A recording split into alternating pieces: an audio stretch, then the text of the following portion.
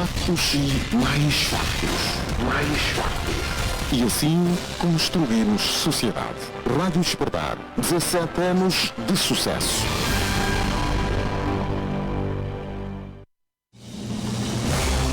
Prova dos factos. Prova dos factos. Prova dos factos. Prova dos factos. A verdade só chega quando se faz a prova dos factos. E faz-se agora, todos os domingos, na Despertar.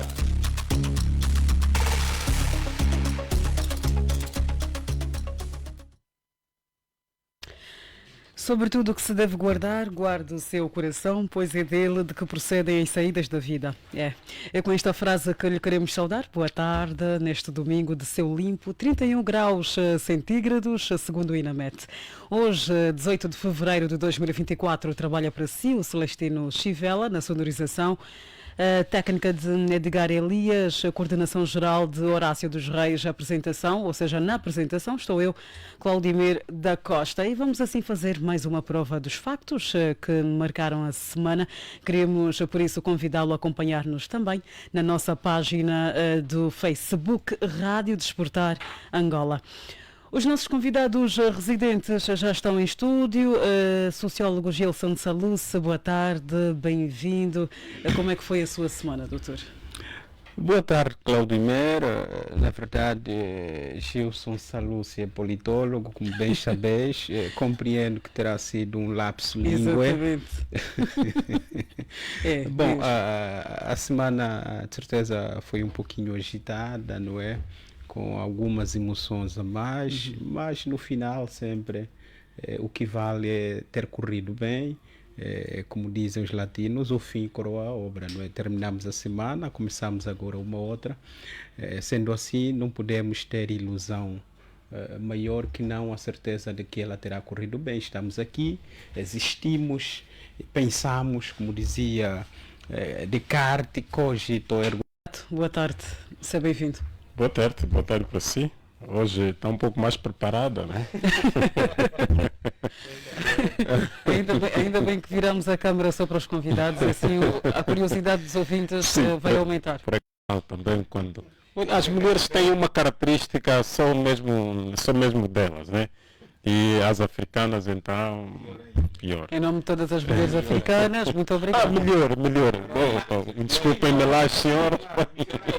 Melhor ainda. A minha semana foi igual, bisavô. Muito bem. Agora sim, pelo Partido UNITA, Dr. David Kissadila, é a primeira vez que preenche o nosso painel. Boa tarde, seja bem-vindo. Muito obrigado. Vou pedir, peço desculpas ao Dr. David, vou-lhe pedir que mude de microfone. Estamos a ter aqui uma pequena realimentação que certamente vai desagradar a quem nos está a ouvir. Agora parece que sim, muito obrigada pela compreensão. Uma vez mais, boa tarde, seja bem-vindo. Muito boa tarde, cara jornalista. Muito boa tarde a todos os companheiros aqui do painel. Uma boa disposição para quem estão a acompanhar, portanto, este programa. Muito bem. Muito bem, agora sim estamos em condições de avançarmos com os nossos temas. Já sabe que procuramos sempre analisar os temas que marcaram a semana, portanto hoje não será diferente.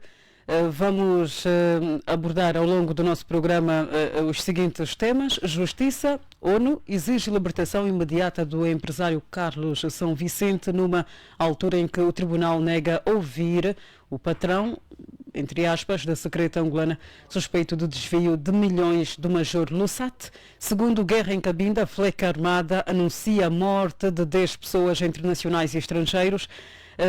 Nacionais e estrangeiras, assim é que está correto. O terceiro, crime cambial, máfia dos dólares no país. A BNA considera infundadas justificações da banca comercial para não ceder divisas a clientes na semana em que foram divulgados os dados da inflação, janeiro com o pior registro de inflação nos últimos 8 anos.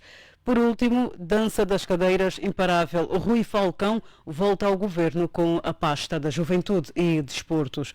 Portanto, vamos assim começar com o nosso tema.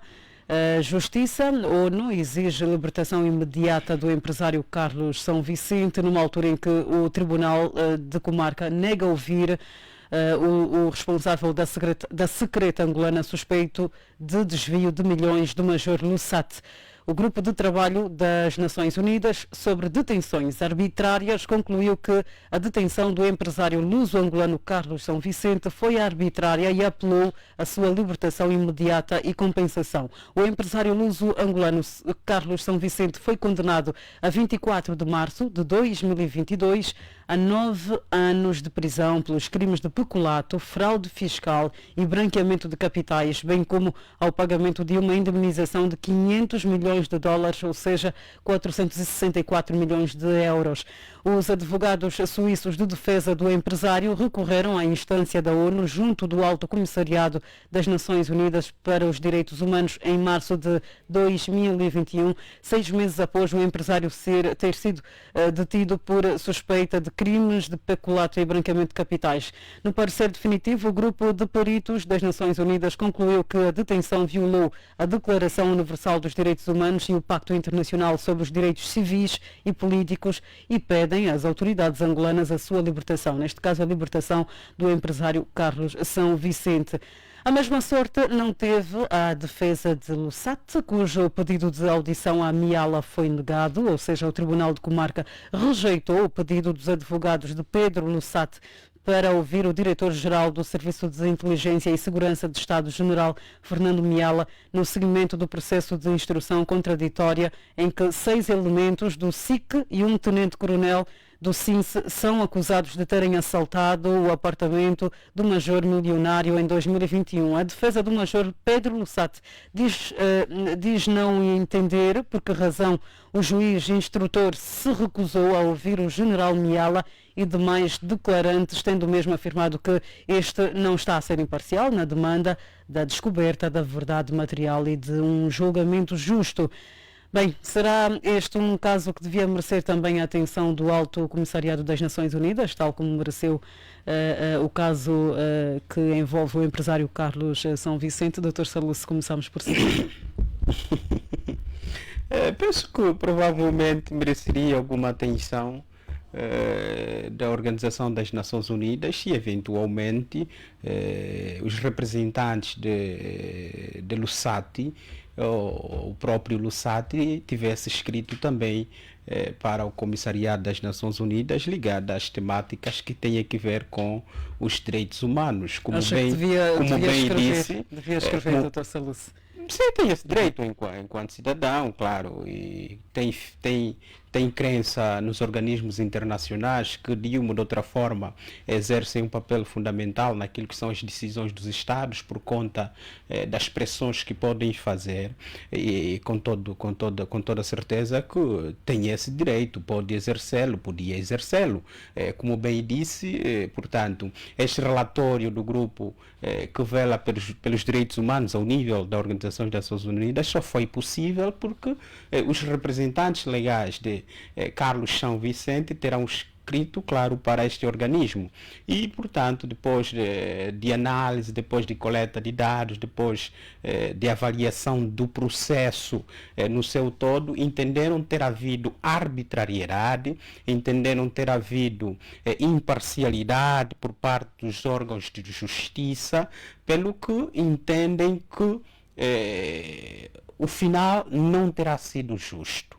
Ou seja, Carlos São Vicente terá sido julgado não respeitando todos os princípios inerentes, inicialmente, claro, ao Pacto Internacional dos Direitos Civis e Políticos, que Angola ratificou, que é resultante do final da Revolução Francesa, que tem em vista, claro, a garantia de um conjunto de direitos que visam o respeito à dignidade da proteção da pessoa humana.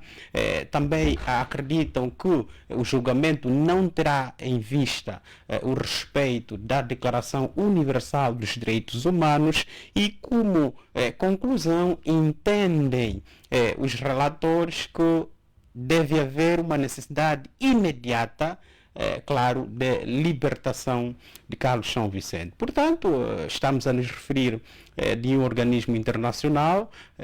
Daí é que devemos ter em conta que Angola é um Estado soberano e, portanto, o processo teve em vista no território nacional, no âmbito, claro, do exercício normal das suas instituições, o que significa que isso não terá grande impacto do ponto de vista da libertação ou não de Carlos São Vicente, o que, do ponto de vista político, que podemos dizer, é uma certa pressão que nos próximos tempos poderá, claro, influenciar bastante na posição de Angola nos índices internacionais, quer na defesa dos direitos humanos, na transparência, e não só, pode haver, claro, uma influência que faça com que Angola venha a deixar alguns lugares ao nível desses índices de percepção de corrupção, de transparência e não só. Mas no que diz respeito à libertação imediata, claro, é óbvio que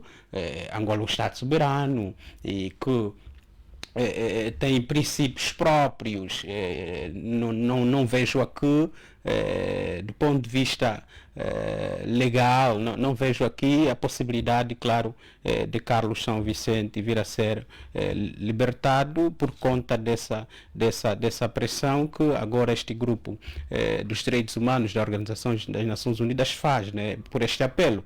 O que eu acredito é que isso pode vir a ter algumas implicações internacionais no que diz respeito à condição, à posição de Angola na arena internacional, ou seja, a compreensão sobre a defesa, a proteção dos direitos humanos. Isso sim, a compreensão que se tem de Angola pode mudar relativamente à imagem que a comunidade internacional tem. Por quê? Porque consideram que terá havido arbitrariedade, consideram que o julgamento de Carlos Justiça. O que é que isso quer dizer? Isso, do ponto de vista político, quer dizer que alguma coisa não vai bem, e claro, já temos estado aqui a discutir que, do ponto de vista da justiça, nós temos enormes esforços de que há necessidade de se fazer melhor, de modo a que a justiça seja efetivamente imparcial, de modo a que ainda a não justiça... é, Dr. Saluce. Não percebi? Ainda não é imparcial.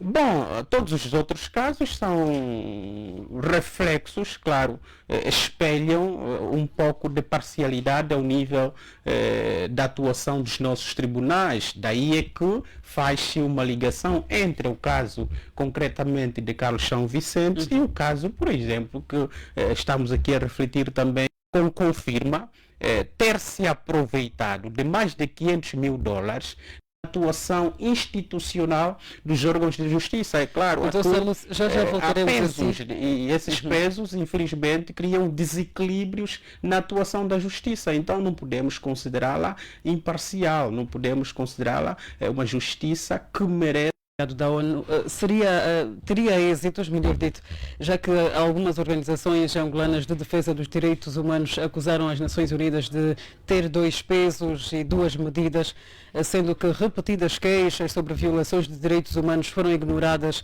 ao contrário do que aconteceu com Carlos São Vicente.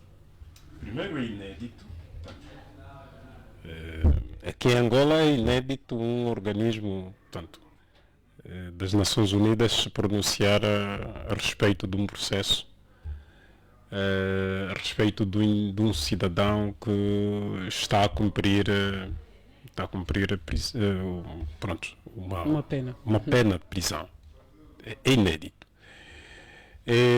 Da experiência que se tem aqui, e aqui nos atermos aquilo que são também as opiniões da sociedade civil, para se pronunciar a respeito de Carlos São Vicente. Na verdade, eu desconheço de facto o próprio processo em si. Portanto, eventualmente terá obedecido um critério, uma estratégia de defesa. Os organismos estão aí, deve-se recorrer. A defesa recorreu aqui a nível interno. Creio que havia recorrido para efeitos de inconstitucionalidade e não teve o provimento e, portanto, esgotados que estavam os recursos internos, e decidiu recorrer à instância internacional. Mas aqui também para dizer que não é uma decisão das Nações Unidas como está, mas é um relatório de uma equipa de peritos em relação a Angola. Portanto, de agora em diante, o cidadão angolano que tiver numa situação de género, portanto, pode recorrer também a essa instância, portanto, esgotados os mecanismos desta natureza, vai tratar exatamente na mesma proporção, porque nós não podemos ter cidadãos de primeira, de segunda e de terceira, e porque aqui é preciso notar, portanto, o cidadão Carlos São Vicente não é qualquer cidadão, e aqui é um dado importante, portanto, o cidadão Carlos Vicente é um cidadão que tem condições de pagar advogados em Angola, pagar advogado em qualquer parte do mundo onde tem vários outros interesses. Doutor Cicato, então não podemos acreditar que doravante qualquer cidadão que passar por alguma situação de, vamos lá assim dizer, de injustiça, poderá ter a ajuda da ONU, porque está agora a dizer que Carlos São Vicente não é qualquer pessoa. Isso que está na Carta dos Direitos Humanos das Nações Unidas. Significa dizer que tem de ser alguém muito bem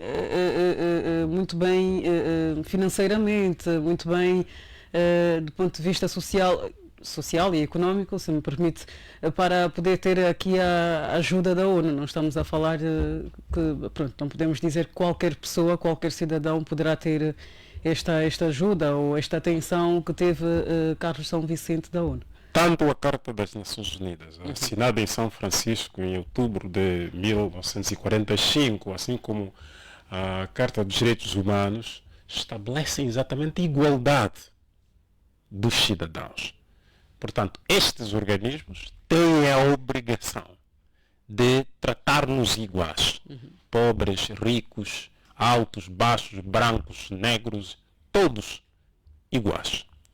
E, portanto, estamos aqui a dizer, e quero acreditar em o cidadão deste país, que este organismo agiu, e, portanto, nos marcos dos princípios internacionais, nos marcos daquilo que ditam as normas tanto internacionais, avaliando os critérios que foram utilizados aqui pelos nossos tribunais. Portanto, quero aqui imaginar isto. E daí é que estou aqui a dar esse benefício de dúvida, que se fechou os olhos no passado, sei lá por que interesses, hoje, portanto, pode ser uma demonstração de que as leis vão funcionar então para todos os cidadãos. E aqui sim, voltando à pergunta que me coloca, a defesa do Major Lussati pode também recorrer a esta instância e depois vermos qual será então o posicionamento também. Mas também o Major Lussati não é qualquer major. Portanto, estamos a falar de indivíduos economicamente estáveis, que têm capacidade. Estou a falar também daquele cidadão que esta hora está em conflito com a lei e que até terá sido detido arbitrariamente. Para os ouvintes terem uma ideia, aqui em Angola, do jeito que acontece, esta hora há um crime, um indivíduo que presume-se que tenha cometido um crime, a polícia vai na tua casa, pula o muro, bate todo mundo que está lá dentro, arrasta, leva, mete no carro. Não se obedece absolutamente a critérios. Portanto, o mandado de captura é assinado sei lá por quem, cada um no âmbito dos seus poderes. Ainda estamos até agora ainda no tempo de sabe quem sou. Portanto, o tempo de este é o fulano, tanto é que essa presunção que estamos a fazer de Carlos São Vicente é porque o Carlos São Vicente é genro de Agostinho Neto e, portanto, não é qualquer cidadão, é empresário com muitos ativos, não é? E, portanto, esta é a interpretação que muita gente está a fazer, que esta comissão terá eventualmente decidido porque o Carlos São Vicente tem muitos interesses financeiros a nível de muitos desses países. Bom, vamos esperar que não e esperamos também, apesar desta decisão não ser vinculativa, portanto, não é uma decisão obrigatória. O Estado angolano pode acatar se assim o entender, e pode alegar outros, vários mecanismos, pode utilizar outros mecanismos para nem sequer fazer. Por quê? Porque o Estado angolano simplesmente pode dizer, olha, essa é uma decisão dos tribunais e, portanto, aqui em Angola os tribunais são independentes e, portanto, o governo angolano não interfere absolutamente nisto.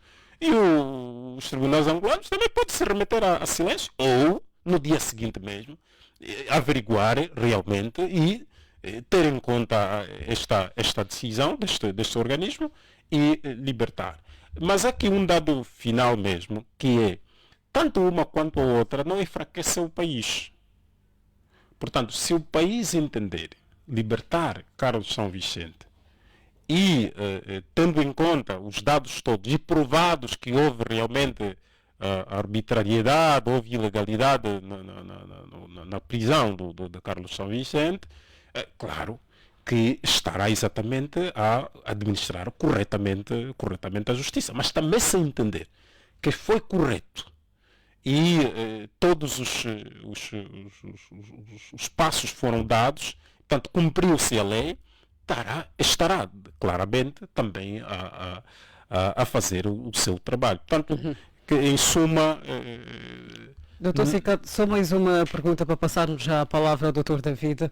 Então, pegando-me novamente ao princípio de igualdade a que fez menção há instantes da ONU, da Carta dos Direitos Humanos, pode um pacato cidadão, um cidadão que nos esteja a ouvir neste momento, pensar em, por exemplo, elaborar uma petição à ONU?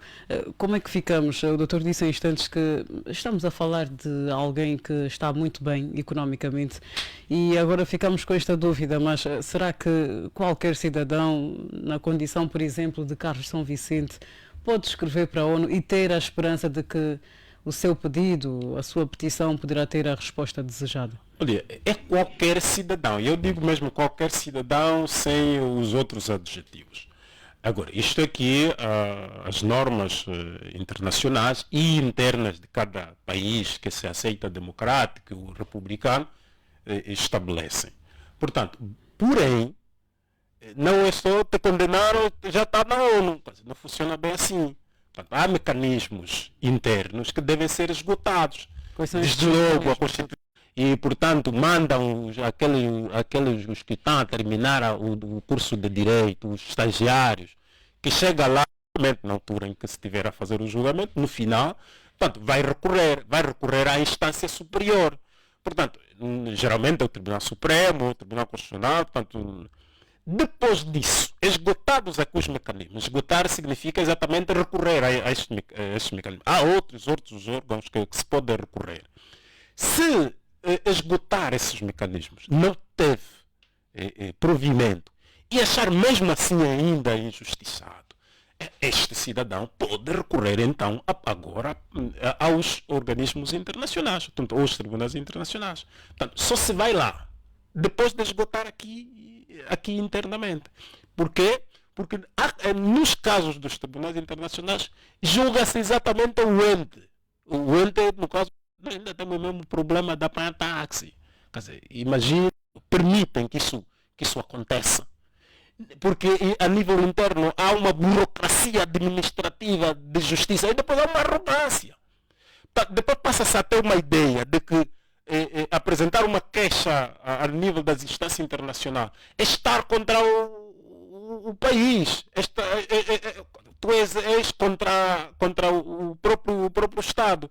Portanto, há uma série de mecanismos. Eu, em particular, entendo que sem condições financeiras não é possível recorrer àquelas instâncias. Porque Muito precisará mesmo do patrocínio. E este patrocínio judicial também requer recursos financeiros. Obrigado, Dr. Cicato, por deixar clara a sua ideia. Dr. David, assim vou já colocar duas questões. A primeira, quais são, a seu ver, os motivos pelos quais o Tribunal de Comarca terá negado ouvir o General Miala, uma das peças fundamentais para o esclarecimento deste caso? A segunda, quais são as implicações desta negação em ouvir Miala do Tribunal de Comarca? Como major, e estava numa instituição em que havia, de facto, era um subalterno, podemos assim dizer o termo. portanto, havia muito envolventes neste processo e da forma que os dinheiros foram, digamos assim, desviados e encontrados, logo abriu mais suspensões de que havia, portanto, muitos interesses lá dentro. E isto foi demonstrado, basta ver que o processo no seu anulamento, no julgamento, são 48, portanto, indivíduos que foram arguidos neste processo. Mas também, por outro lado, nós acompanhamos as exonerações que foram feitas pelo Presidente da República na Casa Militar, enfim, entidades que ostentavam, portanto, espaço, digamos assim, muito importante no aparelho da segurança do Estado. Não é de estranhar que também, neste caso, já que está a se falar do general Miala, esteja enrolado neste processo, porque, de facto, o que nós vimos são interesses em jogos, de um lado, e depois a própria máfia também funciona junto das instituições ligadas ao aparelho do Estado, sobretudo a nível mais alto. Então, esses elementos todos nos permitem, de facto, desconfiarmos, ou termos, digamos assim, essa compreensão de que, de facto, ainda há pessoas que, de facto, estão envolvidas nesse processo. Ora, isso muitas das vezes ocorre que, de facto, haja, digamos assim, necessidade de proteger alguns interesses e que temos visto. Isso pode cair também na situação do general Miala. Porque Doutor David, aqui quais acha, a seu ver, quais são os interesses que estão a ser defendidos? Olha, porque primeiro a imagem do Serviço da Segurança do Estado como um órgão, digamos assim, da defesa dos interesses do país ou do Estado, quer dizer, fica exposta. Isso demonstra logo, de facto, a falta de fiabilidade, ou, portanto, a falta, digamos assim, daquilo que podemos considerar credibilidade das instituições do Estado. Não é? Isto belisca politicamente o próprio partido do Estado, neste caso o MPLA e o seu governo e as suas instituições. É daí que, de facto, aqui a este puxa, não avança para o caso do general Miala. Imagina que seja julgado na qualidade da pessoa, do estatuto que ele ostenta. Isso, de facto, pode dar um benefício de que há uma certa transparência em termos da justiça, a igualdade, portanto, digamos assim, de tratamento de casos. Mas isto foi até, inclusive, dito pelo próprio presidente João Lourenço, quando disse que os cidadãos, seja grande, pequeno, são igual perante a lei. Mas o que nós vimos muitas das vezes é aquilo que chamamos de justiça selecionada, ou seja, portanto, os processos de justiça, muitos deles são selecionados para poder demonstrar que há combate à corrupção, mas protegendo os interesses de um determinados grupos que detêm, de fato, o controle do poder político, econômico, e há essa proteção. E, aliás, há N casos que demonstram isso. Mas vamos dar benefício da dúvida para terminar, para dizer que se há este processo, deu-se a possibilidade que seja a partir do mês de fevereiro, que estamos, não é? Pronto, deu-se na primeira quinzena, portanto, ainda podemos dar espaço de margem de tempo para podermos ver, de facto, se vai ocorrer ou não. Quer dizer que este prazo que foi prometido, fevereiro, vamos dar mais uma extensão de semanas até final do mês. Se isso ocorrer, de facto, estaremos perante um caso que, de facto, demonstra uma certa imparcialidade no processo em que todos estão a ser ouvidos. E caso não, e aí vamos deduzir logo que, de fato, aqui o julgamento é selecionado, como tem sido o hábito, e aqui os interesses envolvem nisso, portanto, que estão a ser protegidos para, pronto, buscar, digamos assim, aquilo que achamos não envolvência daquelas pessoas que podem ser arriscados para a imagem do próprio governo e o partido do MPLA e o próprio poder do país. Eu sei que o Dr. Saluce está já a pedir a palavra. Dr. Saluce, não acha que, já que houve há esta vontade do general Miala quanto a este caso, a este processo que envolve o Major Lussat, há esta vontade do General Miala em pronunciar-se e falar abertamente. Não acha que devia ser agora ele ouvido em vez de ser negado, por exemplo? Bom, tratando-se de um caso que, como já disse a semana passada, expõe a nudez do nosso sistema de justiça e, claro, de alguns órgãos importantes do Estado, estamos a nos referir dos serviços de segurança e inteligência do Estado, em que agora, nesse caso do Major Lussati, estão mesmo envolvidos num processo de roubo, ou seja, pessoas que foram incumbidas a responsabilidades de promover a transparência, a gestão nos atos públicos dos cidadãos, a legalidade por parte da atuação dos cidadãos, estarem envolvidos em questões de roubo. Isso é vergonhoso. Daí é que parece-me não haver, de um lado, essa predisposição do próprio Miala, mas do outro também, como disse o Dr. David, haver aqui questões ligadas à preservação e proteção de interesses que de um ou de outro modo estejam a ser tidos em conta, não é? Interesses esses que movem, claro, os titulares de cargos ao nível das instituições de justiça e, claro, que de uma ou de outra forma concorrem com os interesses que dizem respeito aos indivíduos, no caso Miala e outros que estão envolvidos nesse processo.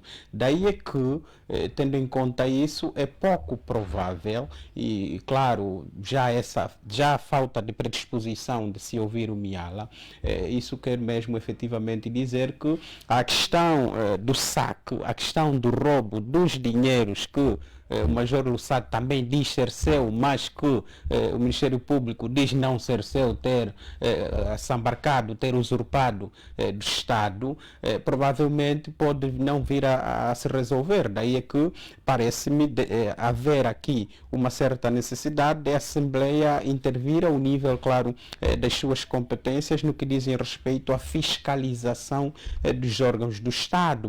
Porque o Major Lussati já escreveu à Assembleia, onde fez menção, claro, deste pormenor também, em que os valores apresentados oficialmente não são compatíveis, isto são palavras do Major Lussati, não são compatíveis com os seus valores deixados nos apartamentos em que foram extraídos. Ou seja, o Major Lussati diz ter mais dinheiro do que o dinheiro que dizem ter tido, ou seja, do que o valor que foram encontrados ao nível das suas residências. Significa que alguma coisa não estará bem. Significa que instituições com responsabilidades muito grandes nesse Estado são também promotoras de ações não muito boas, são promotoras de ações ilegais. E mais do que isso, está-se a tratar agora de roubo, porque desapareceram valores. Ou seja, uma vez que um dos oficiais do SIC diz não, eu próprio também aproveitei-me de mais de 500 mil dólares. Um outro vai dizer, não, o general Miala também esteve lá. Está claramente a dizer que também tirou. E como também tirou, há aqui coisas que vale a pena manter no silêncio. Daí é que parece-me haver aqui uma tentativa de preservar interesses coligados entre a justiça e, claro, os serviços de segurança e inteligência do Estado, o que é mau, não é? Essas instituições são, por excelência, a última ratio da garantia da legalidade do Estado, da garantia da moral pública, da garantia e, claro, a concretização do fim da impunidade e envolverem-se em atos como esse de roubo vergonhosos. Pensamos nós que isso põe em maus lençóis, efetivamente, as nossas instituições e que até é vergonhoso discutir isso. E uma das formas, penso eu não sei o que é que diz, já para terminar, o que é que dizem os estatutos das pessoas, das entidades ligadas aos serviços de segurança, mas para a credibilidade das nossas instituições, para o respeito do papel e a função, por exemplo, que o general Miala exerce nesse país, era bom que, de forma individual, se predisponibilizasse para, claro, prestar os comentários e as declarações necessárias para efeito de esclarecimento deste processo. Por quê? Porque é muito vergonhoso uma figura como a dele estar envolvida, estar ligada, arrolada a questões que de antemão são vergonhosas, dizem respeito a roubo e não fica muito bem. Eu acredito e apelo, portanto, o bom senso, já que a justiça se nega, mas que quem gosta de justiça se ofereça para fazer justiça. No caso, o general Miala ofereça-se para prestar declarações que são bastante necessárias, claro, para a clarificação do processo e dos elementos à volta do processo. Obrigada, Dr. Saluce, por esta nota adicional.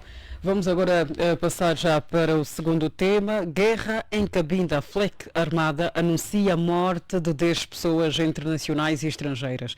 Entretanto, disse à Lusa, o Ministério das Relações Exteriores do Brasil, que as autoridades angolanas não registaram quaisquer mortes de brasileiros em confrontos na região do Mayombe.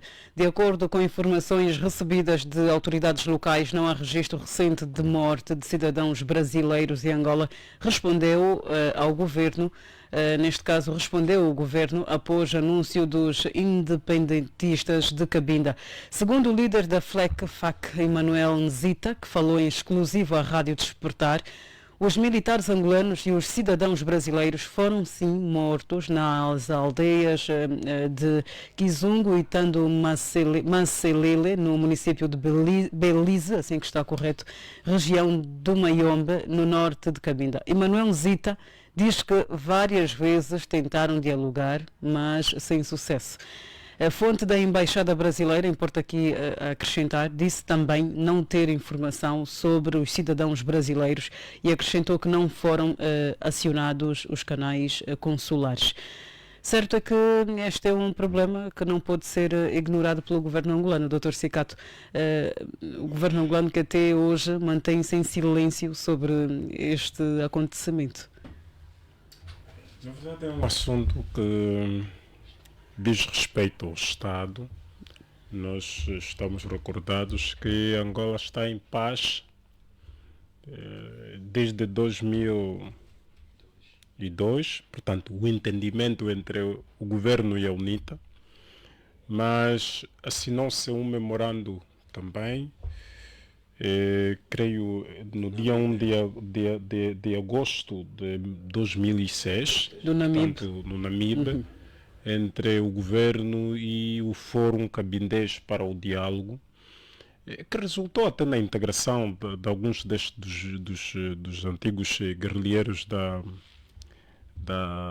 FLEC, pronto, ao governo. Nós vimos o general Bento Bembe, que até assumiu primeiro ministro sem pasta, depois secretário de Estado para os Direitos Humanos e por aí adiante. E, portanto, parecia que tudo estava amenamente bem, mas há uma outra fação da FLEC, portanto, que se não servia nesta direção, que negociou com o governo e decidiu manter-se. De outra forma, estamos a dizer que o país não está em paz. O país ainda está em guerra em alguns pontos. Portanto, há foco de conflito armado. E este ponto chama-se Cabinda. Por mais que as autoridades angolanas tentam passar uma mensagem de que devem ser algumas ações quaisquer, não há, portanto, tentam minimizar, mas o facto mesmo é que cada ano há sempre informações de que houve confrontos entre militares, entre as Forças Armadas angolanas e os militares da FLEC, ou que chegaram a determinadas aldeias e pronto, aconteceu o infortúnio, como o caso de Género. Portanto, aqui duas leituras devem ser feitas. Primeiro, Cabinda é aqui próxima. E o discurso político e militar deve alterar. Nós precisamos necessariamente que o governo diga em que posição é que nós estamos. Portanto, há ou não guerra em Angola? Isto tem que ser claro.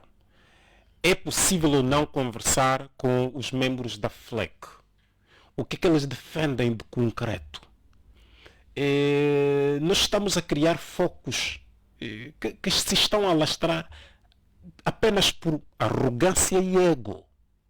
O governo angolano tem capacidade suficiente, tem quadros suficientes a nível das Forças Armadas de negociar paz duradoura. E vou-lhe dar um exemplo.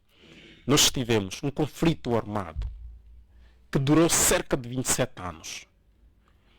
Fundamentalmente, nesta última parte do conflito, o conflito entre o MPLA, entre o governo liderado pelo MPLA e a UNITA, que era um conflito que quase que não se tinha esperança de que deveria terminar. Este conflito acabou. E acabou não é com ajuda internacional. Acabou porque os angolanos, a dada altura, entenderam, compreenderem-se, sentaram à mesma mesa, aconteceu mesmo aqui no Luena, no Chico, sentaram à mesma mesa, concluíram o processo aqui. É isso que E, portanto, está a faltar isto. E já se conseguiu em 2006, em agosto de 2006. Portanto, há uma fração da FLEC que não concordou. Ok, então por que não trazer para o diálogo esta fracção? Portanto, o governo angolano fica enfraquecido em quê? Absolutamente nada. Muito pelo contrário. O país ganha mais reputação e ganha mais de investidor do que o cidadão estrangeiro manter do jeito que está, o status quo, é que o cidadão estrangeiro, para ir para Angola, precisa pensar duas vezes. Portanto, ele pode ir até toda a parte do país, mas não quer ir à Cabinda. Será que este silêncio da parte do governo angolano revela a falta de vontade? Este silêncio em relação a este último ataque? Não, isto não é falta de vontade. Aliás, a nível da estratégia militar, para quem percebe bem, os governos sabem fazer essa gestão melhor. Portanto, o governo não vai aceitar, não vai vir aqui ao público a dizer, olha, houve isto. Aliás, estamos a falar de cidadãos também estrangeiros. Exatamente. Portanto, se cidadãos estrangeiros morreram em Angola, o governo angolano precisa até prestar esclarecimento àquele governo específico, portanto, para o desinteresse dos outros cidadãos. Mas também, como o governo angolano adotou a posição de negação, de que em Angola não há conflito, portanto, o conflito terminou em 2002 e, portanto, em Cabinda terminou em 2006 e, portanto, não há mais conflito, nessa altura não vai aceitar. Portanto, não creio que seja menos verdade a informação deste representante da FLEC do que a confirmar. Eu não acredito que um indivíduo com responsabilidade que tenha venha no órgão público dizer, olha, não, isto aconteceu, enquanto as autoridades angolanas dizem que não. Portanto, é esta posição. É preciso se dar voz a estes grupos também, porque também nós não sabemos o que é que eles defendem de concreto. É o que aconteceu, por exemplo, recentemente, fazer uma colagem rapidamente, com as Lundas. O que é que aconteceu com as Lundas? Andou-se aí um grupo protetorado, ninguém conseguia dar ouvido, era só ouvir num dia seguinte, assassinaram uns, mataram uns tantos. E sabe o que é que aconteceu numa calada da noite? Hastearam a bandeira e criaram um hino. Depois, no dia seguinte, o Estado foi apanhado com calças à mão. O resultado é prender uma série de tantas tias e depois mandar para casa no dia seguinte. Portanto, essas questões, na verdade, sim, são questões de segurança nacional, são questões muito sérias que requerem os serviços de inteligência tratarem sobre o assunto, mas para Cabinda já é um assunto muito político. E sendo um assunto político, até muito histórico também, já se conhece, nós desde que Angola é Angola, o problema Cabinda já foi tratado como uma parte. Tanto é que na primeira Constituição da Angola, tanto independência da Angola e Cabinda também, quer dizer, não se fala Iuambo e Cunene também, mas e Cabinda também.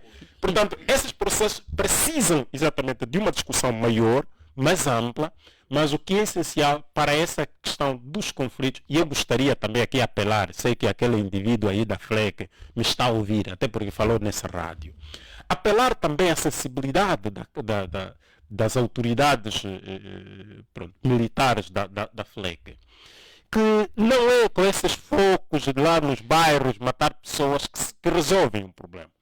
Criem factos políticos e não militares.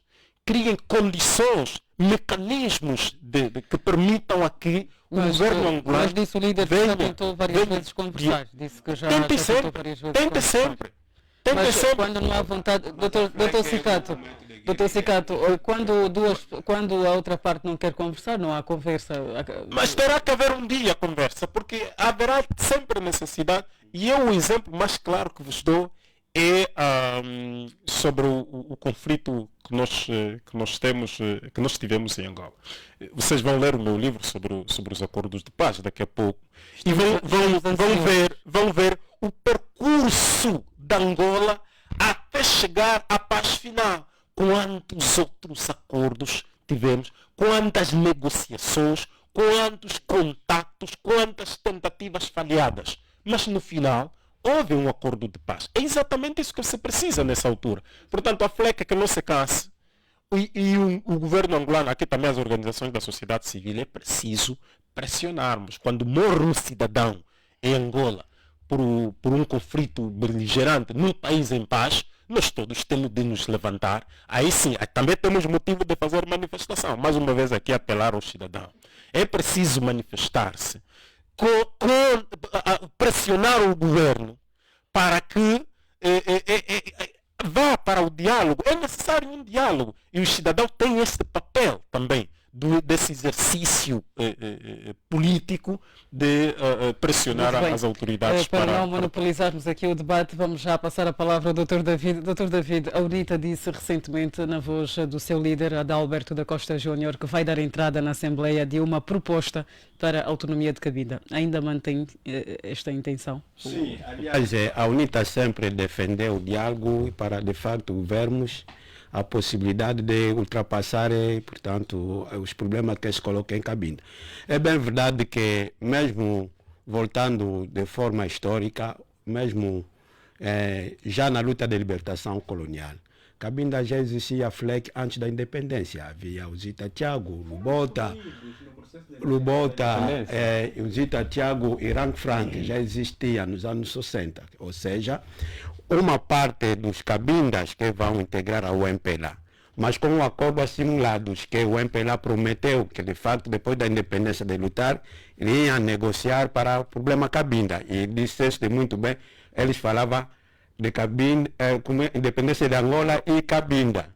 Pois, são pessoas como Pedro Maria Tônia Pedalé, Maria Mambo Café, todos esses quadros do Cabinda que vão no MPLA, justamente no sentido de facilitar o acesso da guerrilha do MPLA para Cabinda, e quando houvesse independência, 10 anos depois, ia dar essa oportunidade, mas foram simulados.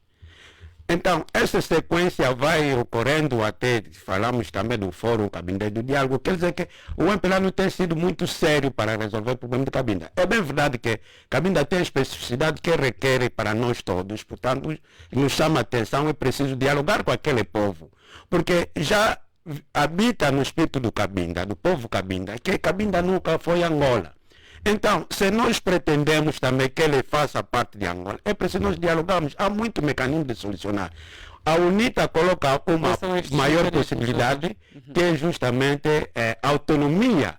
A autonomia não é um caso, digamos assim, de sete cabeças, mas seria uma forma de dialogar e vemos as oportunidades que se pode dar ao Cabinda, e os próprios Cabinda manifestar a sua ansiedade, a sua vontade, e chegamos a um ponto final. Portanto, nós temos vários exemplos dos países onde, de facto, há regiões autônomas, não é? A nível do mundo, em que isso não periga até a paz. Pelo contrário, ajuda a unir os povos, ajuda a criar desenvolvimento, ajuda a ter, de facto, harmonizar a conciliação entre os povos. Então, esta perspectiva é que nós, a UNITA, achamos que é preciso dialogarmos mais com o problema de Cabinda. É preciso buscar consenso, autonomia para a cidade de Cabinda é uma forma de solucionar o problema. Aliás, o próprio MPLA foi nessa perspectiva, estatuto especial, por aí fora.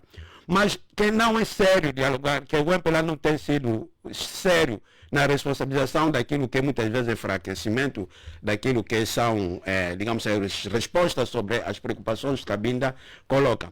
Então, é assim que nós temos visto, sempre há movimentos reivindicativos, em Cabinda há guerrilha, isso continua, isso não satisfaz com que de facto a Angola inteira consegue falar da paz, porque quando um povo nessas circunstâncias está nessa situação, não vamos dizer que a Angola está em paz. Então, nós pensamos que é uma grande mensagem que a UNITA deixa, e aliás nós vamos colocar mesmo, conforme o nosso presidente, a direção do nosso partido assume, vai colocar, portanto, uma proposta parlamentar sobre a autonomia de Cabinda. Quer dizer que é matéria em curso que requer, de facto, que possamos abordar e buscarmos soluções definitivas para o problema de Cabinda. A Angola sairá a ganhar com isto. Doutor David, enquanto alguém que domina a história do nosso país, o que é que está por detrás deste conflito, sobretudo da parte da FLEC? Para quem nos está a ouvir e está, vamos assim dizer, pouco abalizado sobre o assunto,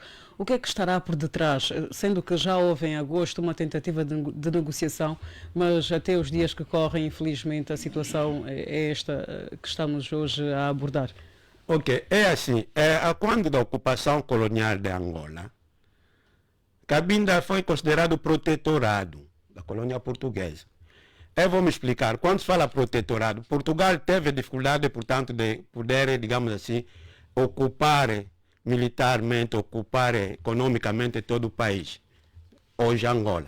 Então, ele teve que ceder determinados poderes aos autóctonos nativos para poderem, portanto, assumir determinada responsabilidade. É assim que, em Cabinda, houve acordos do governo colonial português. Temos acordo do Simulambuco, por exemplo, em que se fuma e a outra.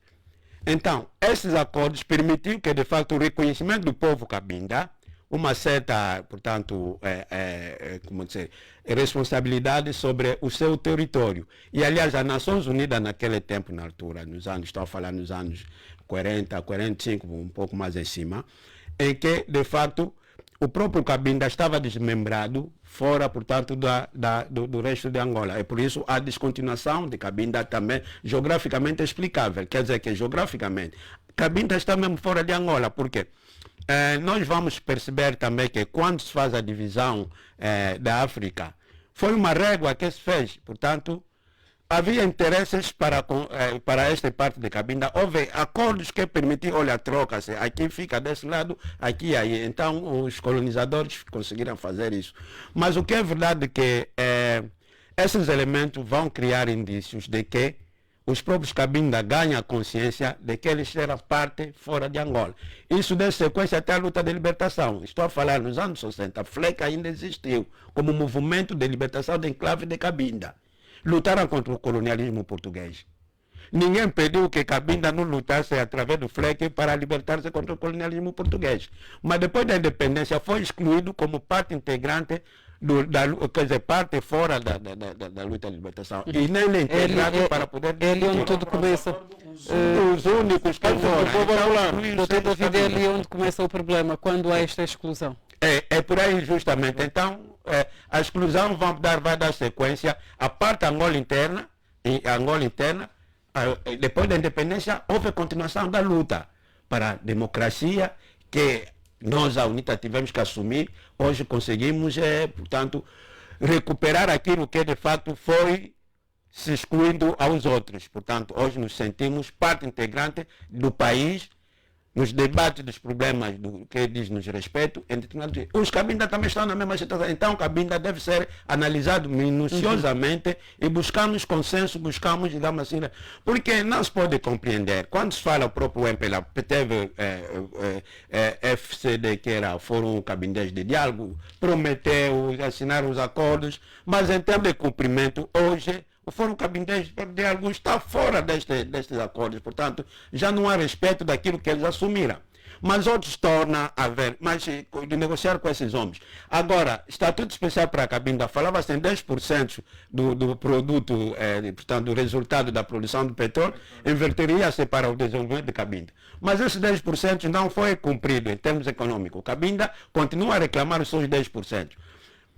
Quer dizer, há elementos que, de facto, o governo do MPLA assume e não cumpre, não é bom isto. Portanto, a única via para o efeito tem que ser o diálogo. Olha, imagina que a geração que fez a luta de libertação do enclave de Cabinda no período colonial, esses mais velhos já morreram. Estamos a falar do Lubota, mais velho Lubota, estamos a falar do Rang Frank, estamos a falar do Zita Tiago, mas a sua sucessão continua hoje em Cabinda. Você vai em Cabinda, encontra este espírito, manifesta-se a nova geração. A juventude cabindense hoje, tanto na sociedade civil, tanto outros até continências, digamos assim, político-partidárias, assumem-se Cabinda e assumem-se como independentistas. Portanto, não é fácil você destruir pessoas em termos do pensar, porque eles têm essa consciência de pertença, esse sentimento de pertença. É preciso dialogar com eles e buscar solução.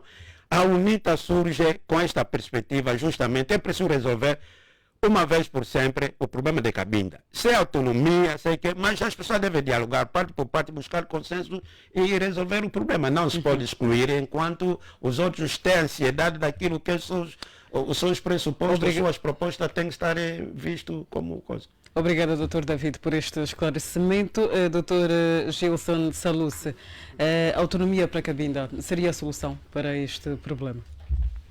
Bom, o Dr. David faz uma reflexão muito interessante, né? Uma reflexão histórico, social e também política sobre, claro, os pilares da emergência do conflito de Cabinda e com certeza que, tendo em conta esta reflexão, nós somos chamados a dizer que o nosso processo histórico foi mal compreendido, ou seja, nós lemos mal a nossa história e, em função disso, não tomamos as decisões mais acertadas possíveis. Por quê? Porque o problema de Cabinda é específico. Essa ideia, por exemplo, que o mais velho David traz aqui sobre o sentimento de pertença dos nossos irmãos de Cabinda, leva-nos a processos históricos longínquos. Por quê? Porque, como disse muito bem o Dr. David, os portugueses tiveram muita dificuldade do acesso ao norte. E por conta da dificuldade de domínio do norte, tiveram que fazer cedências nas suas prepotências, ou seja, tiveram que, de forma negocial, encontrarem um meio termo para poderem estar naquelas circunscrições.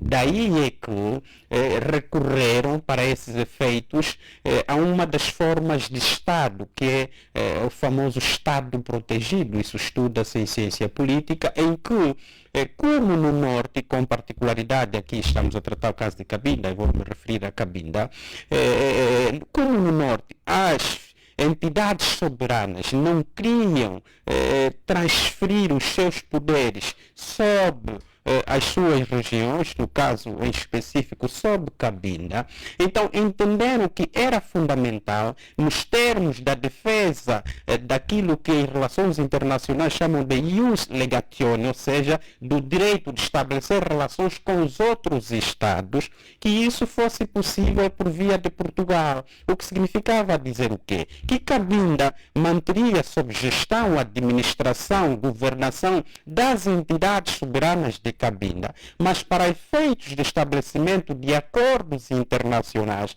quem o faria seriam os portugueses. Nesse sentido, Portugal seria o Estado protetor de Cabinda e que Cabinda seria uma entidade soberana, sob tutela das autoridades tradicionais de Cabinda. E o que depois veio acontecer no despoletar do sentimento nacionalista angolano? É que os nossos principais movimentos de libertação nacional leram mal esses fenômenos. Daí é que, a partida, claro, foram movidos por sentimentos egoístas e não só, e claro, excluíram os vários movimentos independentistas de Cabinda, porque se de um lado nós tínhamos a UNITA a defender, claro, para a independência de Angola, do outro lado nós tínhamos o MPLA. No outro lado nós tínhamos a FLEC, que combatia também, claro, o colonialismo português, mas não para manter a integridade do território nacional de Angola, não, para manter a integridade de Cabinda. É isso que não foi lido. como os nossos pais fundadores leram mal isso, o que aconteceu é que excluíram esses movimentos cabindenses no processo que veio a dar a independência de Angola. E tendo feito, não resolveram o problema, antes pelo contrário, alimentaram ainda mais o sentimento de pertença, como disse o Dr. David. E o que é que se pode fazer num contexto como esse? Nós já tivemos, por exemplo, o Tratado de Paz de 2006, que resultou num conjunto de princípios, cláusulas sobre a problemática de Cabinda, em que o primeiro elemento era a amnistia, ou seja, que os militares da FLEC seriam amnistiados, depois que houvesse cessação dos conflitos, e por outra o enquadramento das forças militares da FLEC, portanto, nas Forças Armadas Angolanas.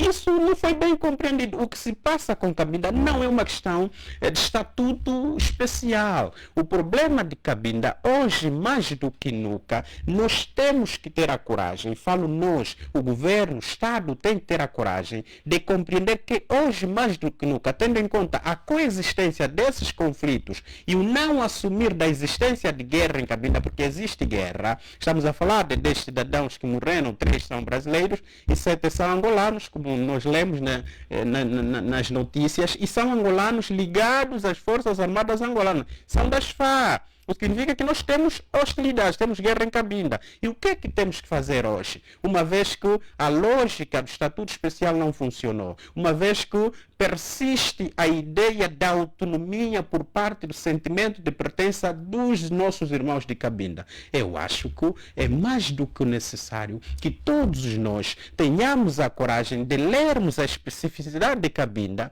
e começarmos a olhar para a questão da autonomia de Cabinda.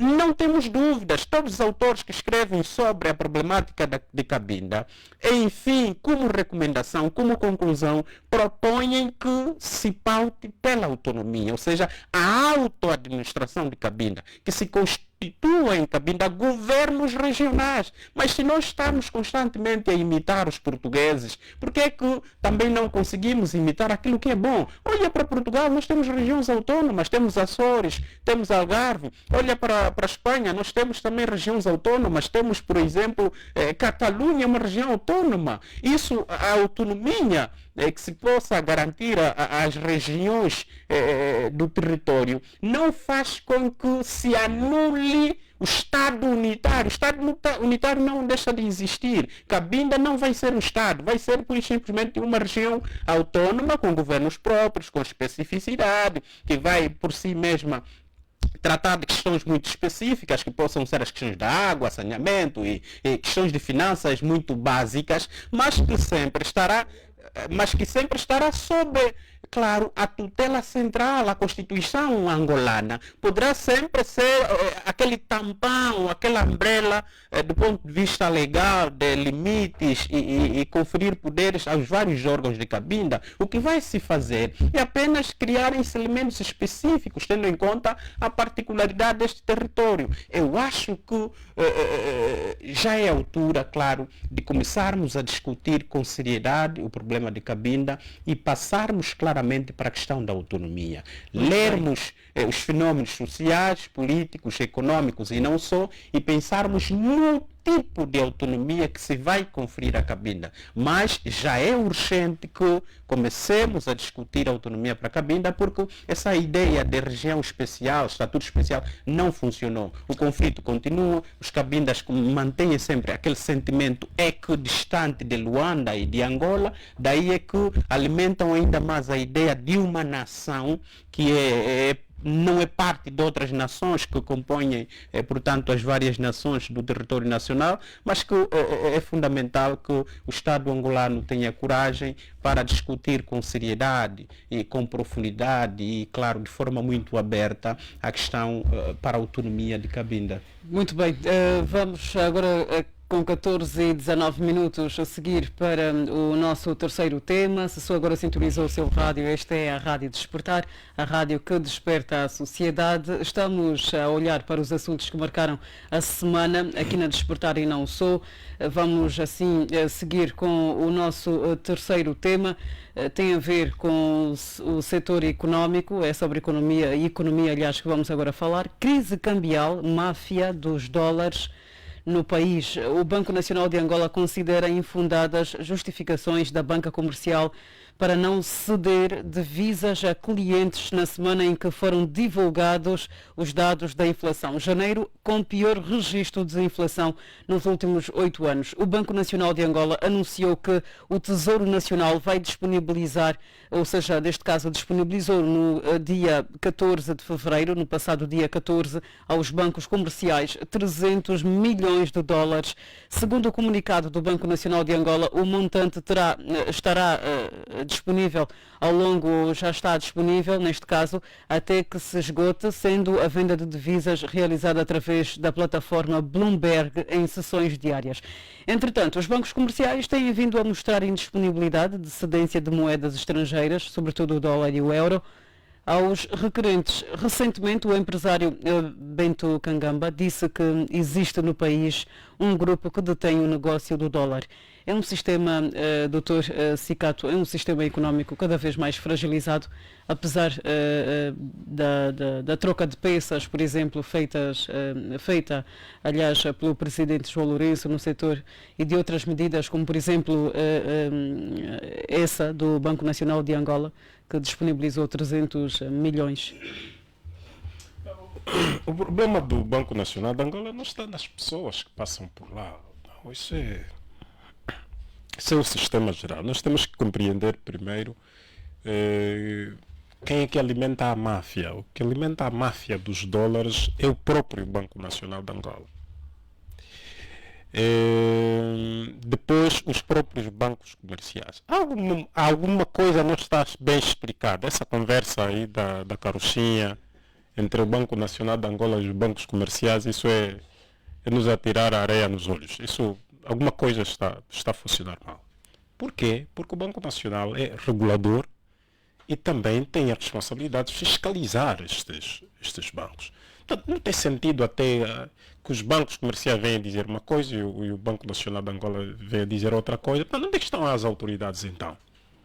Portanto, estamos num estado selvagem onde quem deve fiscalizar? Claro, o Banco Nacional de Angola. Portanto, tem, aliás, o Estado, não é? Estamos a falar do Estado, que quando estes comerciais, os privados, dizem que não têm, portanto, o Estado deve acionar os mecanismos e exigir destes que devem apenas cumprir os instrutivos do Banco Nacional de Angola. Mas essa conversa não acaba aqui. Angola não tem dólares há quantos anos? Há muitos anos. Eu pessoalmente, que estou a lhe dizer, nunca mais vi dólares. Não sei, os meus colegas. Eu nunca mais vi. Nunca mais vi. Ainda vai encontrar. Nós tivemos aqui a título comparativo, nós tivemos uma altura em que era difícil encontrar dólar no banco, mas era mais fácil encontrar dólares com as senhoras e no mar. Doutor Saluso, o que é que deve ser feito para que haja maior transparência? Agora, com estes 300 milhões disponibilizados pelo Banco Nacional de Angola, o que é que deve ser feito para que haja maior controlo? Eu normalmente não tenho muitas opções, senão apenas fazer com que o Banco Nacional de Angola exija que se cumpram apenas as normas, porque as normas estão ali. O Banco Nacional, quanto entidade, claro, está ali para receber o mandato. E deste mandato deve fazer cumprir os bancos comerciais. Apenas isso. Portanto, nós podemos entrar em discursos. Não tem havido, com isso podemos concluir que não tem havido o devido controle. Deve haver penalização até mais duras, mais severas. E bastante duras. Para que os bancos comerciais, quer dizer, tenham esta consciencialização. Porque se não há dólares então nos bancos, como é que os dólares param na rua? Exatamente. Passe hoje mesmo de frente como é que chama aquilo? Aquele supermercado que está no Talatona. Não vou dizer aqui o nome porque não me pagam, não é? Mas passe de frente àquele supermercado. Tem 2, 3, 4 pessoas a chamar-te num canto porque há dólares para comprar. Passe no Mártires. O Mártires é o único cancro que ninguém conseguiu, nenhum governador de Angola, nenhum conseguiu destruir o Mártir. Sabe o que é que deu? O Walter Filipe tentou fazer alguma coisa, lhe deu uma hecatombe. O mártir praticamente acabou com ele. Portanto, a máfia do dólar está nas estruturas mais lavadas, e que até, infelizmente, são políticas. São políticas, empresariais, económicas, e, portanto, será difícil haver uma regulação exata, porque quem são os donos dos bancos? Quem são? São os políticos. Os políticos que estão no governo. Os políticos do MPLA. Estes são os mesmos que são colegas dos que tomam decisões nos outros departamentos. Então está explicado aqui. Portanto, o resto vai ser conversa de televisão. Mas aqui o que está é: os políticos entraram na economia. Os políticos aproveitaram-se do dólar para fazer máfia. E são eles, os seus colegas, que no dia seguinte, é horário nobre, vêm ao público, dizem que os bancos comerciais não estão a fazer. E, portanto, eles são incapazes de poder agir. É apenas isso. E, portanto, mais do que isso, não há. O que poderia acontecer, o que poderíamos fazer e exigir, é exatamente cumprir-se o instrutivo. E onde é que anda o Banco Nacional de Angola quando esses bancos não cumprem? Pois é a pergunta que fica no ar. Dr. David, quer responder? Bom, aqui eu queria também reforçar, portanto, relativamente a esta preocupação que temos da crise cambial. Nós temos que perceber que, de facto, a economia angolana continua asfixiada pela falta de divisas. Aqui há elementos que sustentam este meu argumento. Continuamos a depender, portanto, de petróleo, em que hoje a produção de petróleo praticamente baixou, e de maneira que ela afeta automaticamente, portanto, aquilo que é fonte de receita, grande parte do orçamento geral do Estado. E em janeiro, Dr. David, só para acrescentar, e em janeiro ficamos mais pobres ainda, porque foi o pior registro. Sim, este é um elemento, e isto obrigou a Angola a estrategicamente retirar-se da OPEP. Temos uma economia em que depende das importações de bens simples, básicos, até que nós podemos aqui produzir, que são os bens da cesta básica, enfim, outros bens, equipamentos, serviços.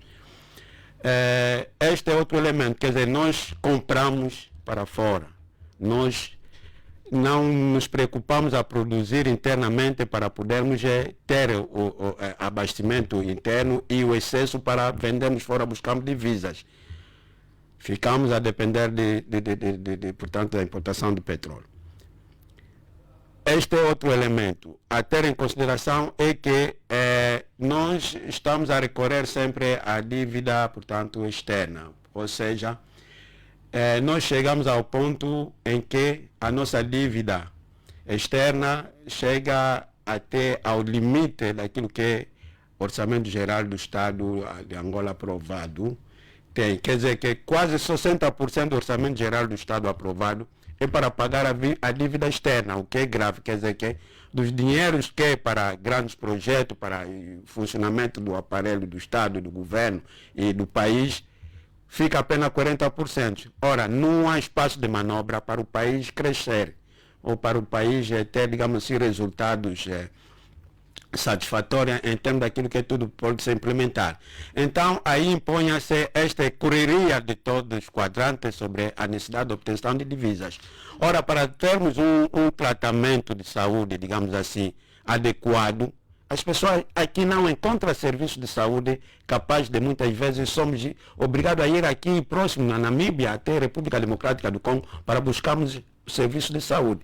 Doutor para David, escolas... Doutor David, não acha que estes 300 milhões vão, assim, de certa forma, minimizar o problema?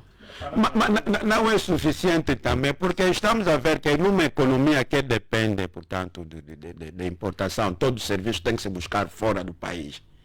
Quer dizer que o consumo de divisa é tão grande em que até quando hoje que a moeda local, aliás, vimos como é que ele está a depreciar-se todo dia que passa. Aliás, falamos aqui hoje, por exemplo, falou que em janeiro foi a taxa de dólar subir de tal forma jamais vista, mas ele não parou por aí, vai continuando. Se falarmos hoje, portanto, fevereiro, assim que estamos a falar, se irmos procurar divisas, vamos ver que o preço está a subir dia a dia. Isto é muito preocupante. Ou seja, nós estamos numa situação, há preciso ver aqui, questões muito profundas na perspectiva estruturantes, ou seja, que é preciso uma reforma muito grande para com a nossa economia, para podermos ultrapassar esses problemas. A procura de divisa, o que é que vai ocorrendo? Quando nós temos o pouco, muita gente precisa, é a questão de procura e oferta. A procura é tanta, há pouca oferta. Lógico, em que todo mundo pretende, porque os empresários, para poder importar matérias-primas, para poderem ter os seus produtos, têm que importar, isso que é grave. Quer dizer, nós não produzimos quase nada aqui internamente, nós estamos a promover a produção nacional. Apesar de existir programa em que o governo apregou a que é preciso promover a produção nacional, grandes programas, enfim, etc. Mas em termos de resultado não acontece, os resultados não acontecem. Isto cria com que, de fato, o país esteja a passar uma situação da crise que vai piorando cada dia que passa, o que é grave também. Então, é assim que, conforme estamos a dizer, que os empresários vão nos bancos comerciais, onde são orientados, portanto, chega lá, não encontra divisa, porque, de facto, esse dinheiro praticamente não existe, é pouco, mas para N interesses. Uns vão solicitar para poderem fazer tratamento fora do país, outro para poder importar, outro para, quer dizer, quase todo o trabalho, até os estudos, enfim, etc., outro consultoria, enfim, etc. Quer dizer que o país está amarrado numa situação em que eu tenho acompanhado muitas das vezes as declarações da ministra das Finanças. Eu até chego a ter pena da coitada ministra das Finanças. Está numa situação, quer dizer que, mesmo tecnicamente, cientificamente, começa a ter, não ter resposta, a capacidade de resposta a essa realidade. Ou seja, economicamente, o país precisa uma reforma muito profunda, em que, de forma estrutural, que se reponha as coisas no seu devido lugar, que se reveja a forma de gestão daquilo que, de fato, a economia impõe, em termos da transparência, em termos da prestação de conta, em termos de, digamos assim, em que as pessoas possam, de fato, dominar, conhecer como é que está a economia, porque de maneira que o país está muito Dr. difícil.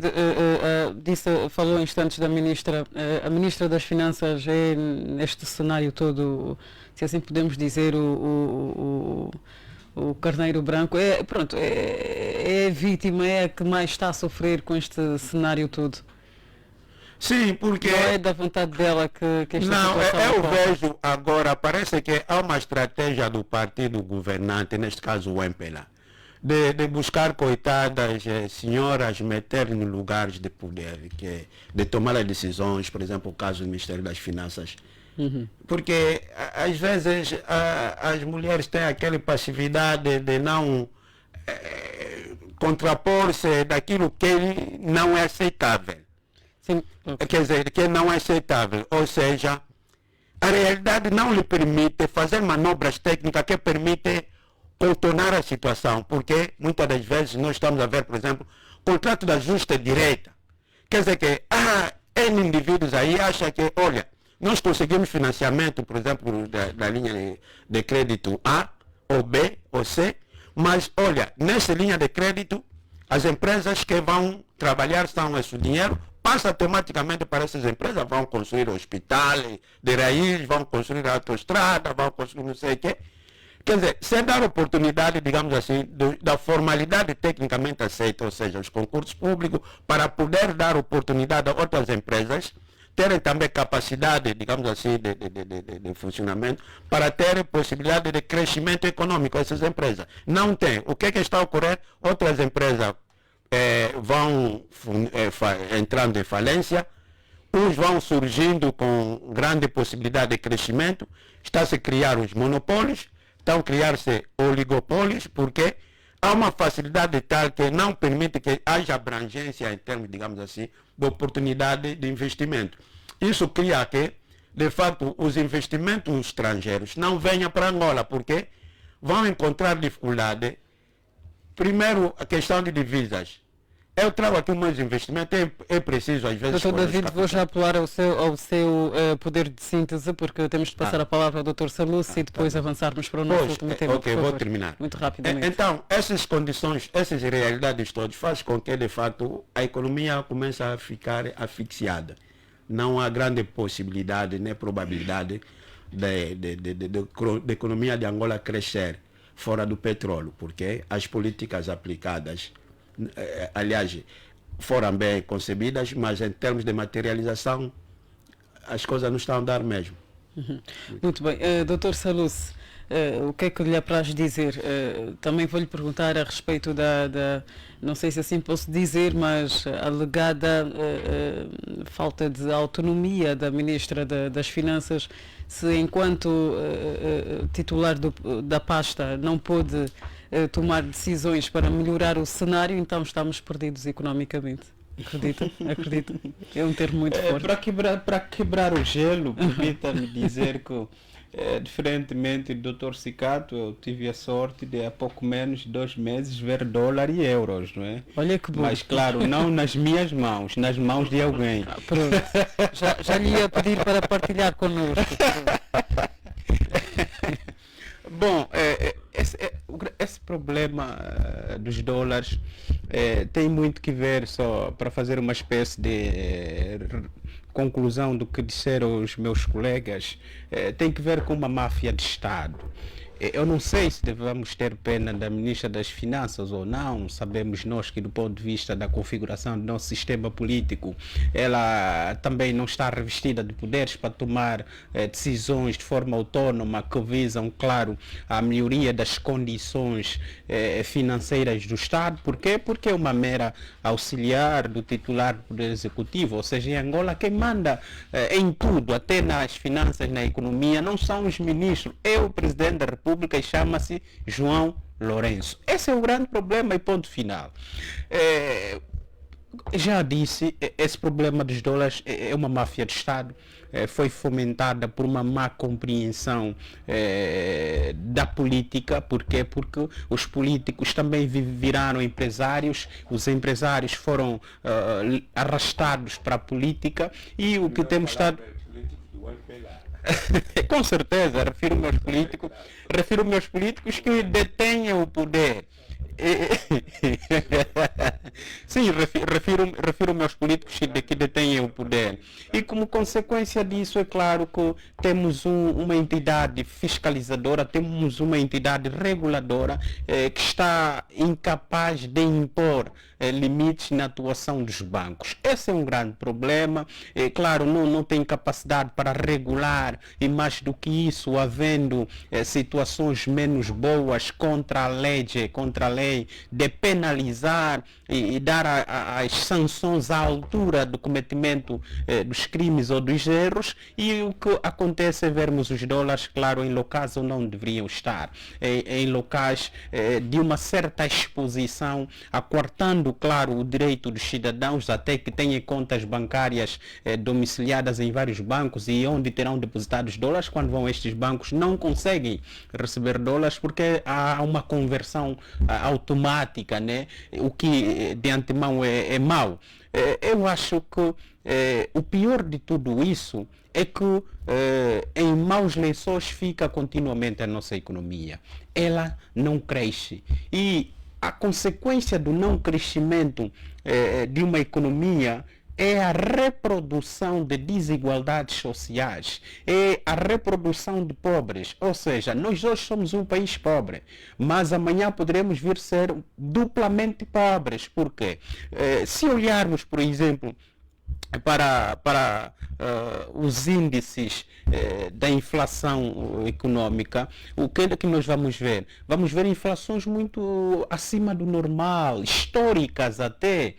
Há instituições que falam de no final do ano chegarmos até 25%, outras falam em 20%, o Banco Nacional diz não, estaremos em 19%, mas o perigo está aí, está no fosso, na diferença entre o crescimento populacional, que hoje está na ordem dos 3,1%, e o crescimento econômico que está abaixo desses indicadores, dessas cifras.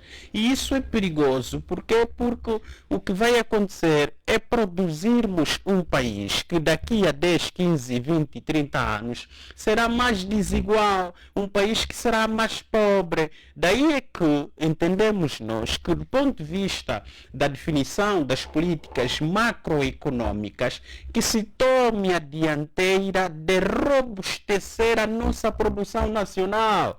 O senhor presidente não pode, claro, o executivo angolano não pode, por exemplo, agora temos produtos que deixaram de ser importados, outros que vimos a sua redução de importação, quando nós ainda não somos um país produtor. Nós não produzimos absolutamente nada. Nós não somos um país autossuficiente.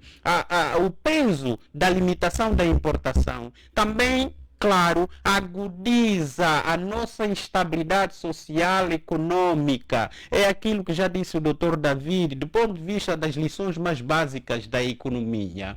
A famosa lição da procura e oferta, né? Mas, Dr. Salus, ultimamente temos assistido a vários, temos estado a notar, ou pelo menos a obter a confirmação de que vários impulsos têm sido dados à produção nacional. Temos estado a ouvir do ponto de vista retórico, do ponto de vista demagógico. O que é que se faz do ponto de vista da concessão das despesas do Estado para o ano civil de 2024? Nós não temos acima de 1% valores cabimentados para a agricultura. Nós estamos a falar de 2, 3, está abaixo de 2%. Então, como é que isso é input para a nossa economia, para a produção nacional? Não é possível. Um país que é bastante dependente, um país que não produz para si mesmo. É claro que a sua preocupação maior deve ser a criação de condições que permitam robustecer a produção nacional. Por quê? Porque essa coisa, por exemplo, de o executivo limitar a importação do produto X, produto Y, sem, claro, ter a noção de que a produção daqueles produtos a nível nacional já cobrem a demanda. É uma das decisões mais estúpidas do ponto de vista da compreensão econômica. Não me referi. É a procura e oferta. A lógica econômica é quanto maior for... já o seu pensamento. Sim, vou já terminar. É a lei da procura e oferta, como dizia, né? Quanto maior for a procura, o que é que vai acontecer? A produção tenderá a ser mais baixa. Quando maior for a produção, a procura tenderá a ser menor. Se nós a nível interno produzirmos o suficiente, não vai ser o executivo a pedir que não se importe mais. Vão ser os próprios empresários a não importar. Por quê? Porque o mercado nacional estará a dar resposta satisfatória à procura. Isso é a compreensão mais básica da economia. E claro, nós temos problemas e em relação a essa situação, eu acho que é mais do que a altura de se dar uma volta às políticas econômicas do executivo angolano. E em relação aos dólares que vão ao mercado, que o Banco Nacional vai disponibilizar, nós temos certeza que esses dólares não estarão no banco, não vão servir para dar input à produção nacional. Vão mais para estar aí no mercado informal, vão entrar para esses espaços. Depois o que vai acontecer? Não vão ser utilizados para o benefício nosso, vão ser encaminhados por pessoas a título individual para os seus países de origem, por conta da máfia dos dólares que move, portanto, a nossa economia em Angola. Os dólares, quem são os maiores concentradores de dólares em Angola? São estrangeiros. Você vai no Mártires, vai no Cacenda, vai não sei aonde à procura de dólar. Quem são as pessoas que estão com dólares? São angolanos? Não são. São estrangeiros. Portanto, eu acho que é mais do que urgente o Banco Nacional tomar a sua posição de regulador. De tomar a sua posição como regulador, e mais do que isso, havendo, claro, situações menos boas ligadas ao não cumprimento das regras, que tenha claro, a capacidade de usar da sua mão dura, né? Penalizar. E claro, já dizia Maquiavel, né? Você, quando penaliza o homem, este, antes de cometer crime, vai pensar duas vezes. Por quê? Porque sob um determinado crime, já terá passado por uma sanção. E é importante que assim se faça. Muito bem, obrigada, Dr. Saluce. Vamos olhar para o nosso último tema, até porque o tempo já não é nosso amigo, aliás nunca foi. São agora 14h44 minutos, temos de reservar alguns minutos para o positivo e negativo da semana. Vamos então falar, por último, sobre a dança das cadeiras imparável que acontece no MPLA. Rui Falcão volta ao governo com a pasta da Juventude e Desportos. A nomeação à pasta da Juventude e Desportos assinalou o regresso de Luís Falcão Pinto de Andrade a um setor do qual já fez parte.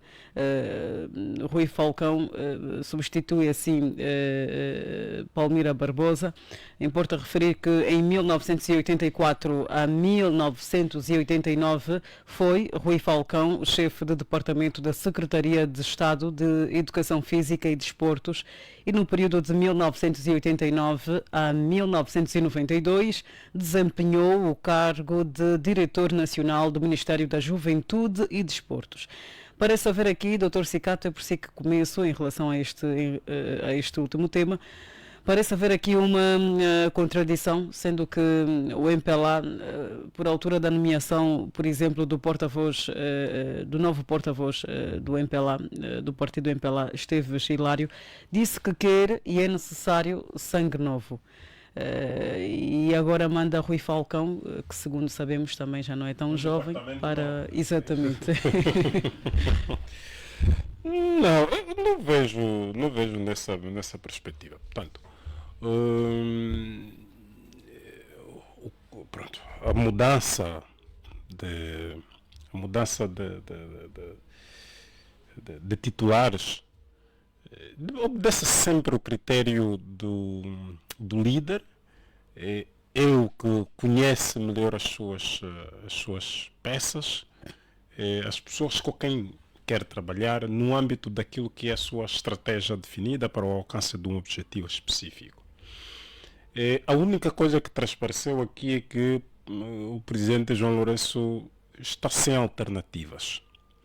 Portanto, não é que não haja no MPLA pessoas com capacidade, mas parece-me que não tem alternativas de pessoas de confiança, do ciclo de confiança. E porque também para essa questão da administração, a confiança política é sempre necessária. Daí que nós vemos as mesmas pessoas a serem mudadas de um ponto, de um sítio para o outro. Eu acredito que uma das razões que levou a antiga ministra a ser exonerada deve ser, sublinho aqui, deve ser, a prestação, a forma como foi tratada a seleção, a ida para o CAN. Portanto, aquele dito por não dito, há dinheiro, não há dinheiro, jogadores a reclamarem, presidente da federação a reclamar. Parece que queria que se trouxesse então alguém que já tem experiência na área, que conhece melhor a casa, que tem também uma outra forma de abordar. Portanto, na visão do presidente João Lourenço, este sim responderia melhor. Tanto é que se está a dar até um destaque especial para ele. Então, tu acredita ter sido a escolha certa? Eu, em Angola, já não estou a ver quem é mais certo. Porque a verdade é que o país está a cair, todas as peças. Eu gosto muito de uma expressão que a Manavera, quando falou, a Manavera falou da jovem do Ministério das Finanças, a Vera Daves. Vera Daves tem uma frase que ficou viral, que diz lá, já oramos mesmo, já não funcionou, não está a funcionar. Portanto, em Angola, dessas peças todas já se experimentou tudo. O Rui Falcão já foi governador de do Namibe, já foi Benguela. Benguela, e já foi 2 vezes secretário lá da área em que saiu agora, e portanto é deputado. Do ponto de vista do resultado concreto, Já tem os muita outros podem- experiência, doutor Cicato. Claro, Então, aí é aqui onde significa está, que é aqui onde está, portanto, se tem quando- muita experiência, provavelmente pode ser ele uma pessoa que vai conseguir a minha pergunta é responder se aos- foi pessoa aos certa nos desafios. lugares em que saiu. Muito bem. Portanto, essa que é a grande questão. Mas para mim não está em causa nem a pessoa, nem o lugar. A única interpretação que eu posso ter é que o presidente João Lourenço não tem mais pessoas de confiança, portanto, do seu ciclo de confiança, então prefere trabalhar com aquelas pessoas, fazer rotação daquelas pessoas que melhor conhece com quem deseja trabalhar. De resto, só desejamos a um ministro, agora já ministro da Juventude e Desportos, prestar atenção essencialmente ao desporto e prestar atenção também à juventude. E isto é essencial que traga inovações para o Ministério. Muito bem, doutor Salus, passaremos a ter agora mais apoio para o desporto. Bom, eu não sei se passaremos a ter agora mais dinheiro, mais apoio, mais preocupação, mais olhar em relação ao desporto. O Presidente da República, na tomada de posse, pediu que assim fosse, mas, claro, isso dependerá das políticas emanadas pelo Executivo do próprio Presidente João Lourenço. Isso não dependerá muito do Rui Falcão ou não. O que eu acho é que dependerá... Sim, o que eu acho é que dependerá do Executivo Central, dependerá das decisões que forem assumidas ao nível do Conselho de Ministros, que é dirigido pelo Presidente da República, e, claro, da afetação de recursos essenciais necessários para esta instituição em específico. O que é que acha que terá ditado a saída de Palmira Barbosa? Eu não sei se terá sido efetivamente o CAN, mas sobre isso muita coisa disse, não é? Muita coisa veio ao público sobre a falta de apoios em relação às palancas negras, e depois o Ministério veio a dizer que, afinal de contas, havia dinheiro, mais de 7 mil milhões de dólares, que terão sido cabimentados ao Ministério da Juventude e Desportos desde 2022 para efetivamente a participação de Angola no CAN de forma geral, mas depois Arthur Almeida Silva vem dizer, enquanto secretário da Federação Angolana de Futebol, que não tinham condições, não tinham apoio, não havia dinheiro. Portanto, aqui é um conflito que nós não compreendemos. Agora, em relação de forma concreta à nomeação de Falcão, eu acho que é uma nomeação que não sei, não é? É percepção minha, análise minha, que está muito aquém do perfil do próprio Falcão. Porquê? Porque primeiro trata-se de um ministério ineficaz. Trata-se de um ministério improducente. Não, é um ministério que Se não calhar, produz. doutor Salus, Trata-se de uma instituição... Se calhar, não sei se foi este o pensamento, para não o mandarmos para casa e ficar inutilizado, pode ficar ali um bocadinho e também... Ou então, se calhar foi mesmo por uma questão de experiência. Eu não creio que seja experiência. Porque afinal eu já acho foi que... secretário de Estado da Educação Física e também já desempenhou o cargo de diretor nacional do Ministério da Juventude. Eu não sei se é experiência. Eu acho que qualquer um que venha governar Angola num contexto similar a este e anterior de todos estes anos, não sei se tem experiência governativa, porque esse país, desde 1975, que é desgovernado, esse país nunca foi ainda governado. Portanto, falar de experiência governativa em Angola, isso é muito utópico, não é crível.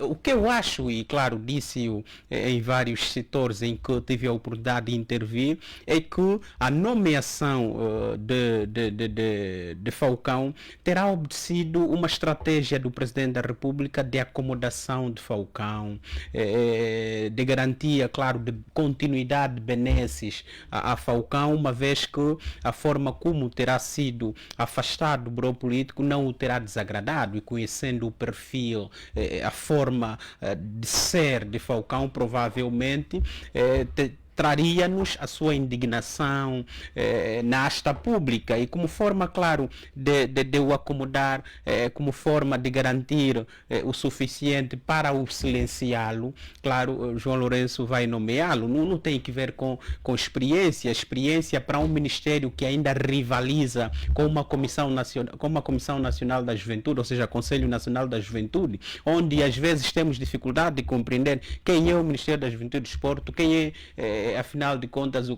Conselho Nacional da Juventude, onde você às vezes olha para Isaías Calunga como ministro da Juventude e Desporto e olhava para Palmira Barbosa como um efeito decorativo, né? Uma espécie decorativa de uma instituição que é pouco tida, achada ao nível do Conselho de Ministros. O que representa, por exemplo, o Ministério da Juventude e Desporto ao nível da decisão política no Conselho de Ministros? Eu penso que é um ministério que está só ali para cumprir o seu papel, daí que, como forma de acomodar, de assentar e de silenciar Rui Falcão, portanto, João Lourenço o nomeia para um ministério que é disfuncional, para um ministério que não cumpre, claro, com as demandas ao nível das políticas sociais da juventude. Portanto, é um ministério que não existe. O Ministério da Juventude, Desporto e Angola é o Conselho Nacional da Juventude, que é conduzido por Isaías Calunga.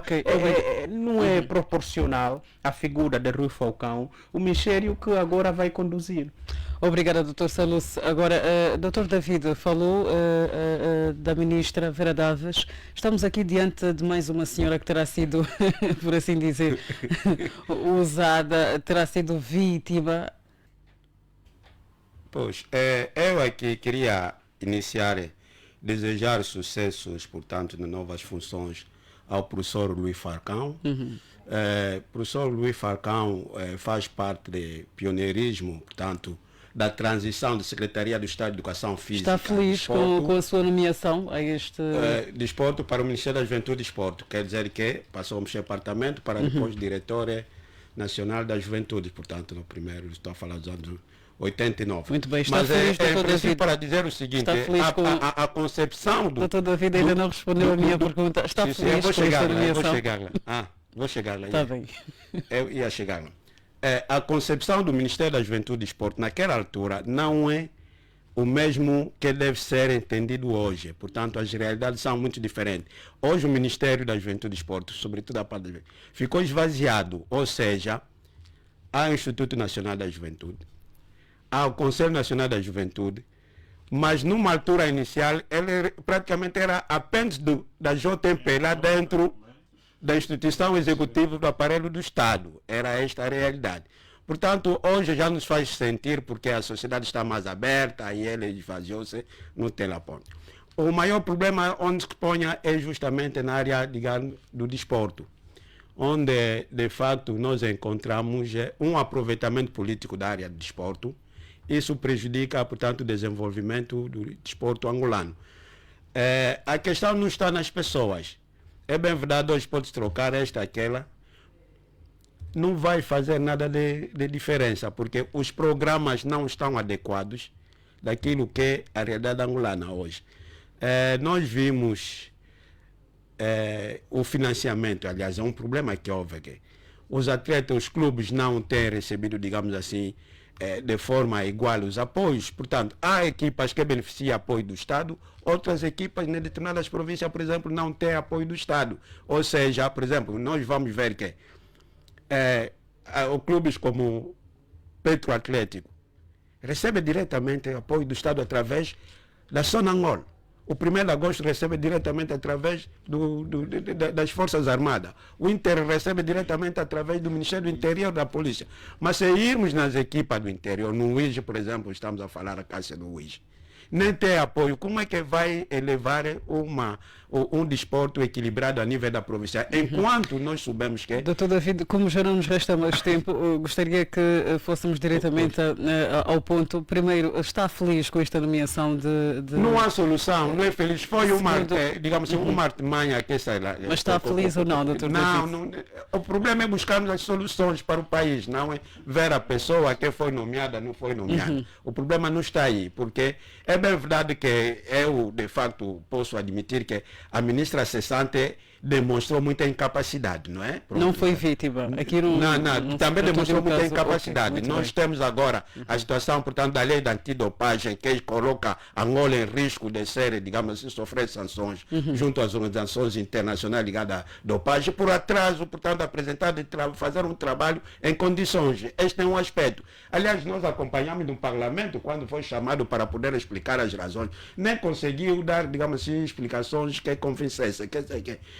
É uma coisa ser atleta, é outra coisa, portanto, ser gestor público, portanto, governar ou dirigir uma instituição do Estado. Então, aí onde demonstrou, de facto, em termos práticos, muita debilidade. É bem verdade, não só se põe a ele, mas os quadros que este Ministério dispõe, muitos deles hoje já não estão no ativo. Ou seja, o país chegou de investir quadros para Cuba, para a Bulgária, para... Aqui mesmo o INEF, Instituto Nacional de Educação Física, havia uma escola em que os quadros eram formados para servir lá. Hoje esses quadros praticamente não estão tidos nem achados, porque cada ministro que viesse, sobretudo os últimos, quer dizer, quando viesse retirar os quadros que estavam lá especializados na matéria, vão buscar pessoas que não têm domínio, esvaziou-se essa capacidade. Hoje o Ministério da Juventude e Esporte está como está aí obsoleto, portanto não consegue, digamos assim, buscar soluções para políticas desportivas que possa de facto elevar, digamos assim, a harmonia no desporto angolano e que desse, digamos assim, frutos satisfeitos. Há um esforço das federações que tem sido acontecido e esse levou com que o secretário, o presidente da Federação Angolana de Futebol levantasse aquele problema. Quer dizer, não há aquela sintonia entre as federações e os clubes, cada um luta por a sua forma. Isso muito que é bem. grave. Positivo e negativo, 1 minuto a cada um para poder então aqui dizer ou então enumerar um aspecto positivo e um negativo que terá marcado a semana. Rapidamente, Dr. Saluce. Eu mas acho que sem muita fundamentação. Vou ficar com negativos hoje. Não vou trazer aqui aspectos positivos, porque, como sempre, também quase que nada temos em relação à positividade no nosso Estado. O primeiro negativo tem que ver com o facto de Angola deixar 2 lugares no índice de percepção da democracia, ou seja, no que diz respeito ao Estado Democrático de Direito, nós decaímos. Portanto, também não podemos fazer muitas ilações em relação a isso, porque a nossa realidade não pode ser teatralizada. O meu segundo negativo tem que ver efetivamente com as mortes em Cabinda, apelando que se faça de concreto alguma coisa, que se converse, que se use o diálogo como ferramenta para a resolução do problema de Cabinda e que se comece a discutir fervorosamente a questão da autonomia de Cabinda. E, por fim, o meu terceiro negativo tem que ver com os 964 milhões de dólares pertencem do Estado angolano, da Sonangol, que andam aí na China e diz ter estado sob tutela de Manuel Vicente, e o pior, o vergonhoso silêncio e cumplicidade do Ministério Público por via do organismo que vela pela como é que chamam, o Serviço Nacional de Recuperação de Ativos, que tinha conhecimento da existência desses créditos em valores financeiros, em bens imóveis, em participações na China, e nem fez constar nos relatórios ligados ao Sistema Nacional de Recuperação de Ativos da existência deste valor. É uma vergonha, é um negativo também desta semana. Muito bem, Dr. Sicato, um positivo e um negativo. O Dr. Saluce já quebrou a regra, espero que não o faça também. Sim, sim. O primeiro positivo, claro, como não poderia deixar de ser, é o lançamento do livro do Dr. Ruben Anastácio Sicato. É uma obra que se recomenda ler, tanto Jonas Savimbi, tanto o homem e a obra, né? recomenda-se a ler. E eu olho para duas dimensões. Percebe-se na obra que Jonas Savimbi foi em si uma escola, foi um produto de formação de quadros. Sem muita fundamentação, por favor, doutor exatamente. Cicato. Já não temos tempo, por favor. E o doutor Cicato foi um desses produtos. Aliás, nota-se até no seu próprio posicionamento enquanto pessoa.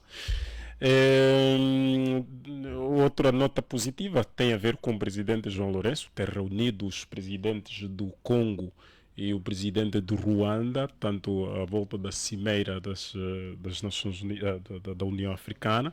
Portanto, é importante sempre a procura de paz por causa dos problemas que nós temos no leste do Congo. E o meu negativo tem a ver com a estrada da UNITA. A estrada da UNITA, para os ouvintes que não conhecem, não dominam. É a estrada que sai aqui da Casa da Juventude e dá aqui até o desvio dos anos. Portanto, desvio, que passa aqui pela Rádio Despertar. Já várias vezes falamos sobre isto. Diz-se que essa estrada não é reabilitada porque é aqui onde está a sede da UNITA, dos Quacha, é assim que eles chamam, é aqui onde está a Rádio Despertar e, portanto, não reabilitam por isso. Acredito que não.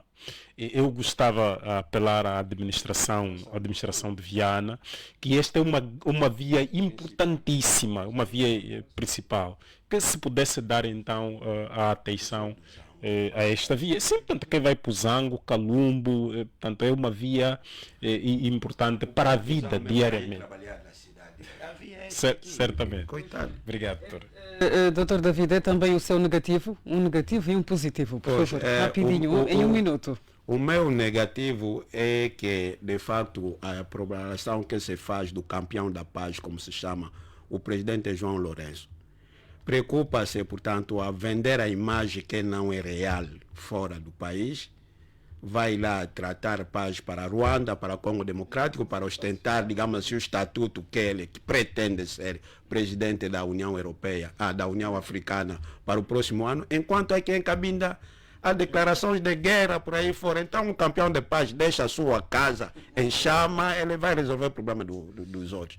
Portanto, para mim isso é negativo, não se pode buscar, portanto, o sofrimento de um para facilitar a propaganda dos outros fora do país. Portanto, aí, para mim, é um aspecto negativo. Tem que se resolver o problema de Cabinda, buscar os consensos e soluções para a solução. E o positivo, aqui, por enquanto, não tenho o positivo a mostrar, porque a situação social e econômica do país está muito mal. O povo está mesmo a sofrer e não podemos ficar alegre quando num país já há crise econômica, crise social, enfim, política, tudo não está a caminhar bem. Portanto, não estou a ver nada de positivo. Muito bem, com estas últimas palavras do Dr. David Quissadilla que vamos colocar um ponto final a esta edição do Prova dos Factos. Contamos também com a presença em estúdio do politólogo Gilson Saluce, Dr. Agostinho Cicato, hoje infelizmente sem o Dr. Ndondazinga, mas foi possível e queremos agradecer a todos que estão neste momento aqui conosco. Ficam então as despedidas da equipa que trabalhou para si, na sonorização Celestino Chivela, a técnica de Edgar Elias, a coordenação geral de Horácio dos Reis, a apresentação de Claudimir da Costa. A continuação de um ótimo domingo em nossa companhia. Até à próxima semana para mais um Prova dos Factos. Prova dos Factos. Prova dos Factos. Prova dos Factos. Prova dos Factos. A verdade chega quando se faz a prova dos factos. E faz-se agora, todos os domingos, na Despertar.